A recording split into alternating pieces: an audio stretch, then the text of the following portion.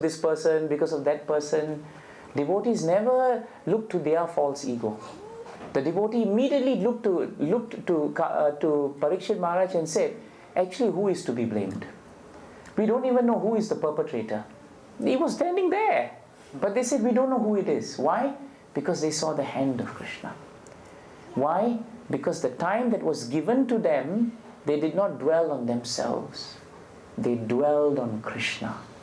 You see the difference? It is a subtle but a significant difference between a struggling devotee and an advanced devotee.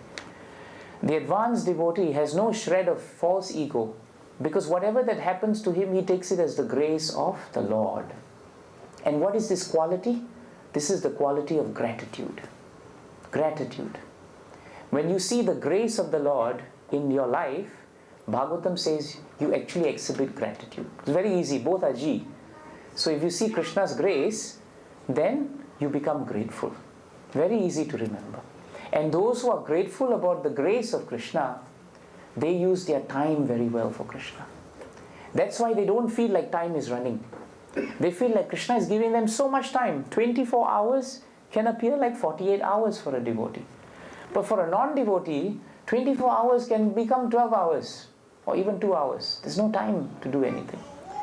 So as devotees, when we wake up in the morning and we tell Krishna, Krishna, I don't have time. I have to do this, I have to do that. Actually, we should really reflect why we don't have time. We don't have time because we are not grateful to Krishna that we have the time. That's why the time goes. So when Yudhishthira Maharaj asked him, why you are so dejected? He did not concentrate on himself. He started remembering Krishna. And this is one beautiful verse I want to share with you, where he actually says so nicely why he's remembering Krishna. Om Namo Bhagavate Vasudevaya.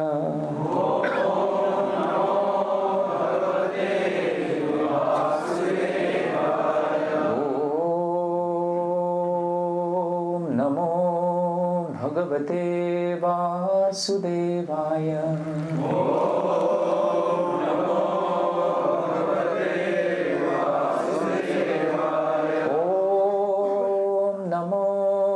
Bhagavate Vasudevaya.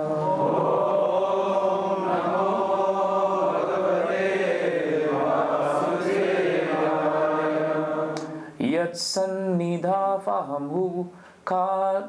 Sorry, I can't see so well. I think I need to start getting a bigger book because of the light. Do you have that? Yeah? Can I use this? It's really small. Well, it's bigger than mine. Yat sannidhavahamu kandavam agnayedam.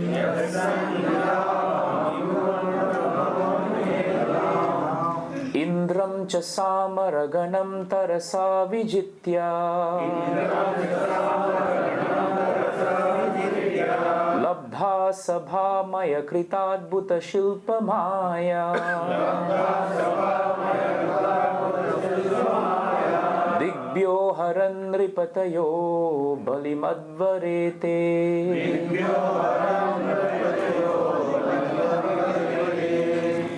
To save time, let me go on to read the synonyms and you can read it and then we look at the verse. Yat. Whose? Sannidhau. Being nearby. Aham. Myself. You. Note of astonishment. Kandavam. The protected forest of Indra. King of heaven. Agnaye. Unto the fire god. Adam. Delivered. Indram. Indra. Cha. Also. Sa. Along with.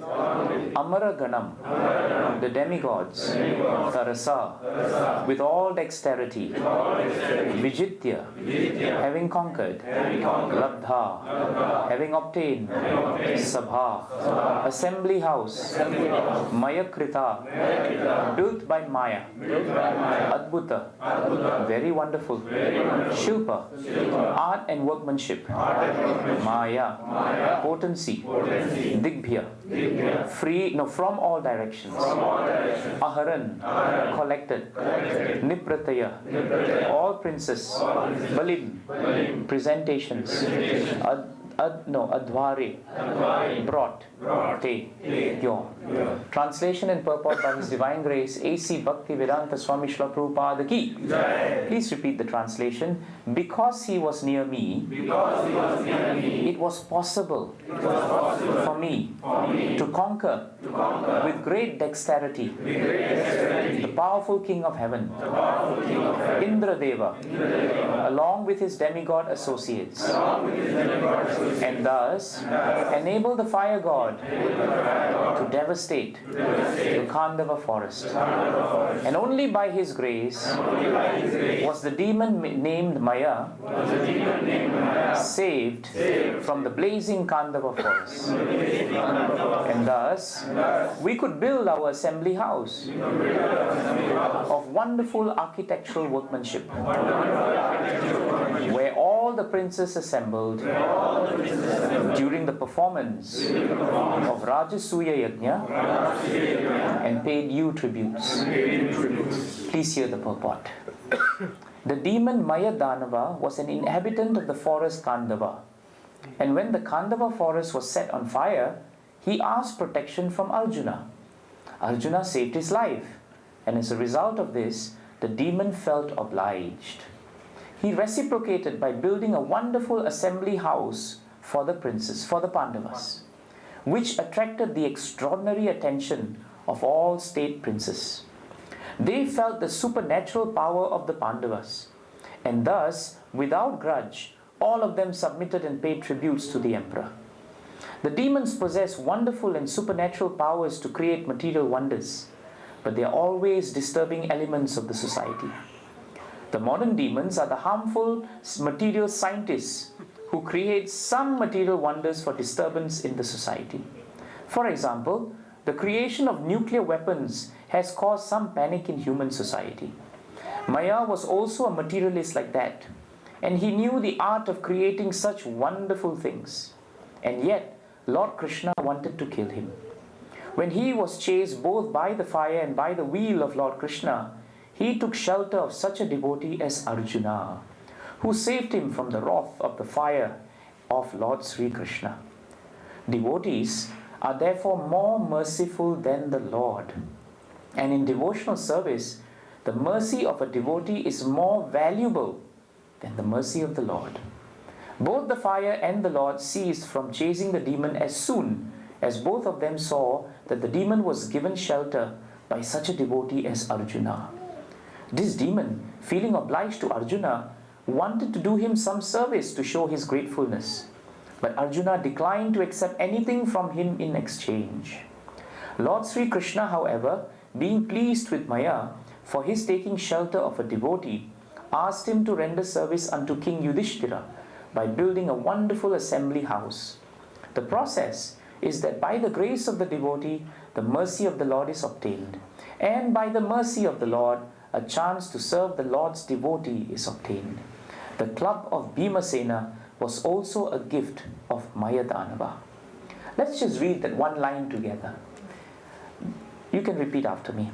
The process is that by the grace of the devotee, the mercy of the Lord is obtained. And by the mercy of the Lord, a chance to serve the Lord's devotee is obtained. Jai Shri Prabhupada Transcendental Purport Ki Jai. Om Ajnanatimirandasya Jnananjanashalakya Chakshurun Militam Yena Tasmai Shri Guruve Namaha. So in this verse, you can see how Krishna is intensely being remembered by Arjuna. He did not reply anything about himself, but he just remembered the pastime. Why? Because the remembrance of the Lord, Bhagavatam tells us, is achieved by the sincere devotee on the platform of gratitude. That is why Arjuna could remember Krishna. Sometimes we ask ourselves how to remember Krishna. If we cultivate this mood of gratitude, if we see Krishna's hand in everything, then it is much more easier to remember Krishna. If we think that we are the doers, then it's very easy to forget Krishna. And the beauty of remembering Krishna is that even if we don't have the capacity to remember Krishna, at least remember the devotees of Krishna. That is the purport of the purport. Why? Because this episode is a good example. Imagine, Arjuna is remembering Krishna. How is he remembering Krishna? In this instance, he's remembering how they were both at the Khandava forest.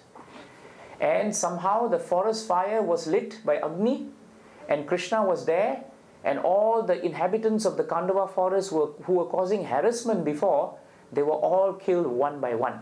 They were vanquished. But a great demon known as Mayadanava stayed in the forest. And of course, he was a demon like all others. Therefore, he also should have been consumed in the forest fire.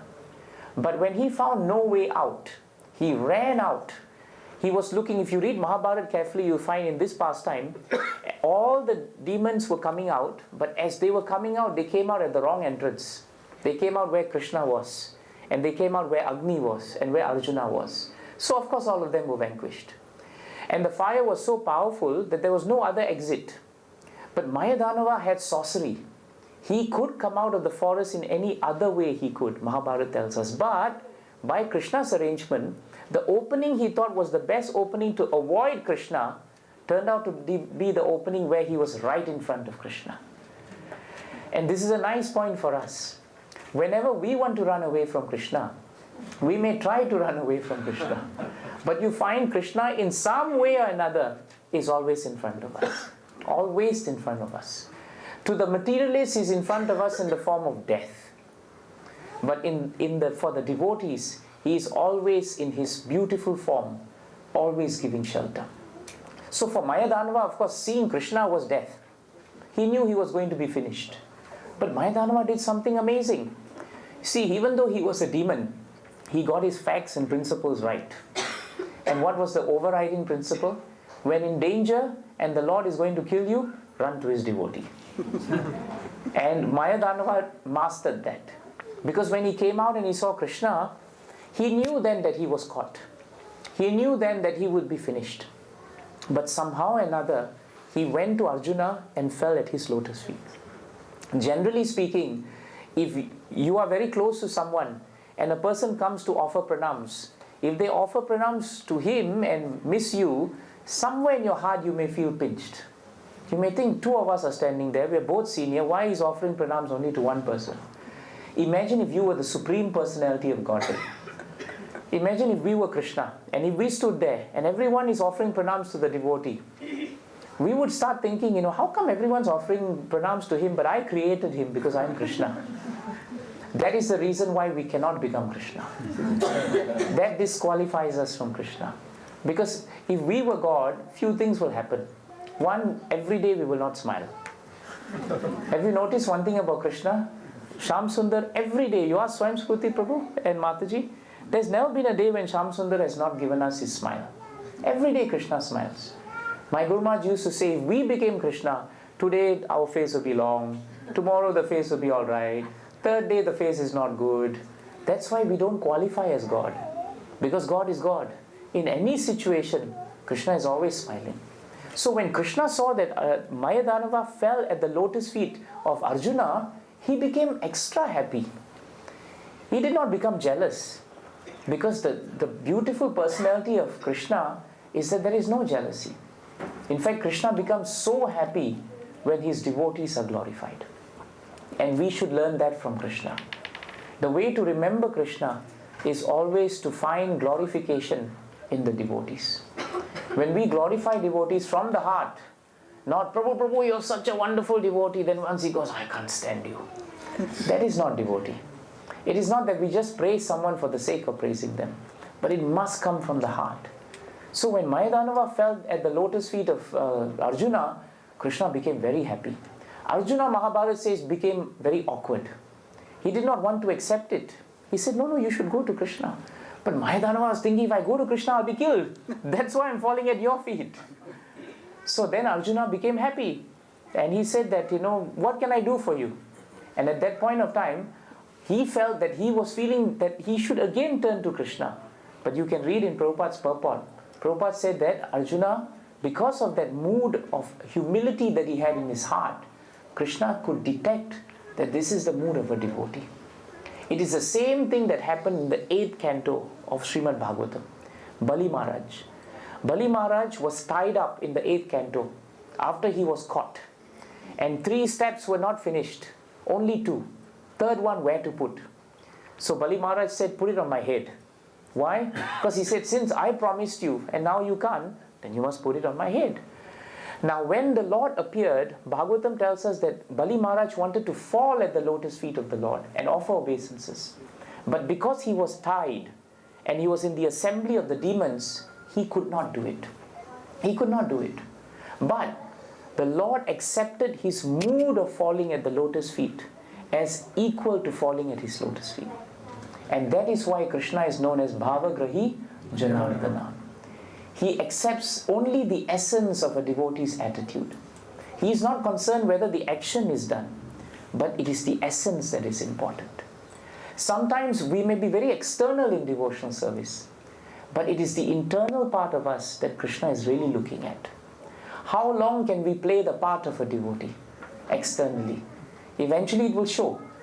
But if one is internal as a devotee, then no matter what happens, a devotee will always be known as a devotee. No one can cheat anyone. Tamal Krishna Maharaj used to say this point. He reminded all of us whenever he came to Singapore that a cook can cook very expertly a dish.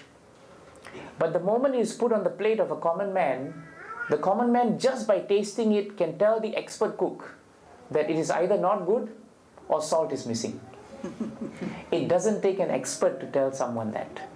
So someone may be very expert knowing shlokas, but the moment he sits and opens his mouth, the audience is not a fool. They know if this is khichdi or they know if this is puri and sabji. By the way, you all serve puri sabji mostly? You do, huh? Okay. I know. Ekadashi, we start thinking of everything else except Ekadashi. So that is why when Bali Maharaj could not bow down, Krishna accepted that he had bowed down. And that's why he chants after that the beautiful verse, Aho Pranamaya. That verse, he chanted very nicely. But in the same time after that, the same mood is here. Even though Arjuna did not want Mayadanava to fall at his lotus feet, and in his heart, Arjuna felt I was not qualified for him to fall at my feet.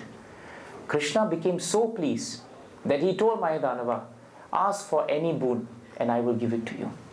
Ask for any boon and I will give it to you. And that is why Mayadanava asked that his life be spared. And because he fell at the lotus feet of the devotee, Krishna spared him. Krishna spared him. So what can we learn from this? It's very important. Arjuna, take one step back. Arjuna was remembering the greatness of the Lord. But when he is remembering Krishna in the Kandava forest, he is not remembering the part where Mayadanava falls at his feet. He is actually only remembering the beautiful part that by the grace of Krishna, the demon named Maya was saved from the blazing Kandava forest. Never did he say in this prayer, by the fact that he fell at my feet, then he was saved. Have you noticed that? The actual thing that happened in Mahabharata is very different from the prayer that he is saying. If you have never known the pastime, and if Prabhupada never explained it in the purport, no one will know the greatness of Arjuna in this verse. Amazing, isn't it? That a devotee doesn't want to put himself forward, but he only wants the mercy of the Lord to be shown to the world.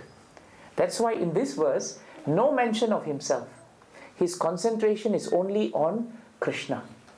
And because why? Not because he wanted to appear humble, but because in the devotee's heart, genuinely, Prabhupada says, he really believed that Mayadanava falling at his feet was not the reason why he was delivered. He was delivered because Krishna became pleased that he fell at the feet of a devotee, not because the devotee became pleased. See the difference? This is the mood of a devotee. And this mood is expressed as gratitude. This is gratitude. And because Mayadanava fell at the lotus feet of Arjuna, Krishna spared him. And when Mayadanava said, now that you have spared me, ask me anything and I'll give it to you. What did Arjuna do? He didn't ask for anything. He didn't ask for anything. But Krishna took advantage of the position and said, now that you have mentioned it, I think there's something you should do. Why? Because Krishna is always looking out for his devotee. And in this case, because a devotee never asks for anything, Krishna gives everything. That is why in Bhagavatam, over and over and over, you find in whole Bhagavatam, there is the emphasis that a devotee never asks for any benefit from the Lord, because the Lord knows exactly what a devotee needs and not what he wants. Very often our prayer to Krishna is like a child. A child will go to the father and say, I want to eat ice cream every day. Right? But only the father knows if you eat ice cream every day, you'll end up in the hospital. And so our prayer to Krishna is, Krishna, I know exactly what my situation is. You have to give me this job with this job scope, with this salary, and everything is okay. Then we don't get it and we blame Krishna. But we don't realize that Krishna knows that if you take this job with this amount and that amount, then if you think it's going to work out all right, I've got news for you. Because in your karma, it's not going to work out all right. He knows better. But because we lack faith in him, we think he has not heard us. But Arjuna did not want anything, and therefore he became the fitting candidate to get everything. That doesn't mean externally we stand before Radha Shyamsundar and say, we don't want anything, but in the heart we have a whole shopping list. Doesn't work, because Krishna looks at the shopping list inside. We others may not see it, but he sees it. But Arjuna was true to his heart. He said, nothing I want, Mayadanava. Nothing I want. You fell at my feet. I prayed for you. Krishna has delivered you. That's all. But Krishna said, no, I'm sorry. You have to build the most beautiful palace for the Pandavas. And Prabhupada writes here that palace was so beautiful. It was really a magic palace. You read the Mahabharata, you find this is the palace that humiliated Duryodhana. Because at the point where Duryodhana entered the palace when it was newly built, everybody was talking about it, so he was very jealous. He entered the palace thinking, what's so great about the palace? Then he saw water, and he thought, I must carefully walk across the water. He pulls up his dhoti and walks. The moment he walks around it, he turns around, it's not water, it's a mirage. The next place after he walks down, he sees that there is water. Now he thought, this is built by a magician. So the first one was not water, so now I'm a bit smarter.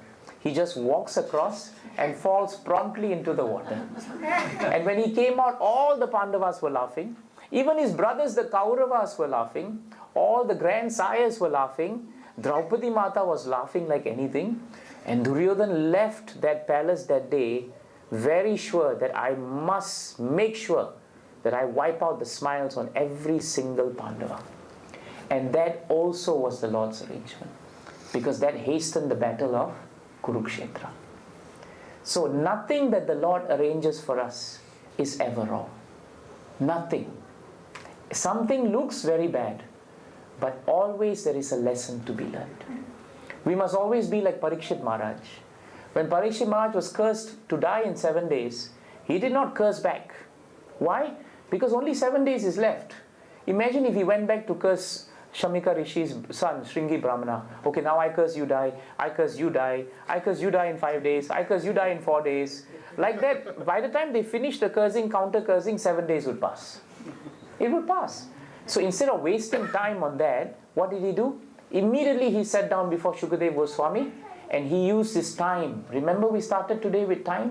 He used his time in the remembrance of Krishna. Just like Arjuna used his time when asked by Yudhishthira Maharaj in the remembrance of Krishna. They did the same thing. One was alive to do it, the other one knew he had only 7 days to do it. But they did the same thing. They did the same thing. That is why they are the great devotees of the Lord. And because he did that, he attained Krishna. Because he remembered Krishna.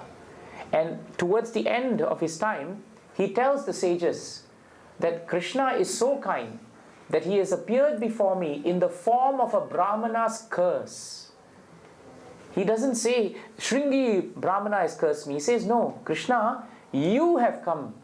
You have come in what form? You took the form of a Brahmana's curse. Why? Because you know me, my Lord. You know that if you didn't curse me to die, I'm so attached to my kingdom and my children and my wife and my property, I will never leave it. This is how a devotee thinks. And that's why Parikshit Maharaj had 7 days to remember Krishna. We don't have the benefit of 7 days, Prabhus, Matajis. We don't. We don't know when Krishna, is going to come in the form of Yamaraj. So therefore, every day should be treated like the last day. Every day we should be grateful to Krishna. Every day the time that is in front of us must be used for Krishna. And therefore Mayadanava built that beautiful palace, and the palace became the humiliation of Duryodhana. And after he did that, Mayadanava left. And where did he go? He went to stay with the demons. And after many years passed by, the demons, were constantly fighting with the Devatas, and they were constantly losing. So they came all to Mayadanava, and they told Mayadanava, can you build cities where we can stay safe from the Devatas? And he built the famous Tripura cities, iron, silver and gold. And they were so powerful that they were not to be seen by the naked eye. Today when you watch all these movies, right, you find they got this force shield and all that. Long before that in Mahabharata, that technology was available. It was. And that's why they were shielded. And Mayadanava's instructions to his demon brothers and sisters was, you all live peacefully now. But demons don't know the meaning of the word peace. So all it took for them was for a few months of being restless. We're not fighting, what is this? So finally they decided, let's fight. And from their invisible cities, they rained showers of weapons against the Devatas. The Devatas went to Lord Shiva and they said, Lord Shiva, you please help us. Lord Shiva put a very powerful arrow to his bow and he shot it. And when he shot it, all 3 cities became open. And he began raining arrows and demons began dying. They all went back to Mayadanava. Mayadanava, help us. And he's a sorcerer, right? He created a big pool with water. But the water was Amrita Sanjivani.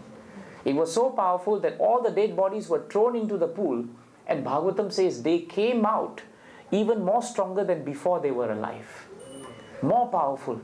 Bhagavatam's exact description was, they were so powerful, they appeared like thunderbolts. Like thunderbolts. And so they came.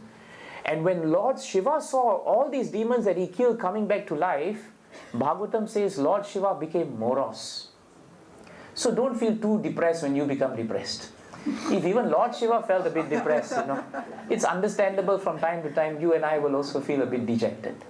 But the beauty is, the moment he felt bad, Lord Krishna felt very bad for Lord Shiva. Why? Because Lord Shiva is the greatest devotee of the Lord. And when we are always remembering Krishna, Krishna never forgets us. And when we are dejected, even without us asking, Krishna will help us. So he came. And what did he do? He said, Brahma, you come now. In the middle of the day, he turned himself into a cow. And he turned Brahma into a calf. And they both entered into these 3 cities undetected. They walked into the pool. And in the middle of the day, in front of everyone, they started drinking up all the water. No one can drink water from a pool except if you are Krishna. And of course Brahma. And they drank all the water and they started walking out. The moment they started walking out, Mayadanava looked at the cow and the calf and something struck his heart. And he loudly announced, this is none other than the Supreme Personality of Godhead. Who else can drink Amrita Sanjivani in one time? Who else can do this amazing thing? And the demons suddenly realized Krishna is now in enemy territory. Take out the bows, take out the arrows. And they were going to shoot the cow and the calf, but they disappeared. And at that point of time, Mayadanava says something very important, which is related to today's verse. He says, however